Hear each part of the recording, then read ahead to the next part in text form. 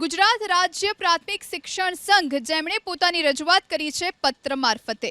ગુજરાત રાજ્ય પ્રાથમિક શિક્ષક સંઘે શિક્ષણ મંત્રીને રજૂઆત કરી। કુબેર ડિંડોરને પત્ર લખી અને રજૂઆત કરવામાં આવી। બદલી થયેલા શિક્ષકોને છૂટા કરવા માટે પત્ર લખવામાં આવ્યો। અગાઉ શિક્ષકોની બદલી થયાને 1 વર્ષનો સમય વીત્યો। ઠરાવ મુજબ 50% બદલી નિયત કરવામાં આવી। હાલ પણ જૂજ સંખ્યામાં શિક્ષકોને છૂટા કરવાના બાકી છે। 100% શિક્ષકોને છૂટા કરવા શિક્ષક સંઘે માંગ કરી છે।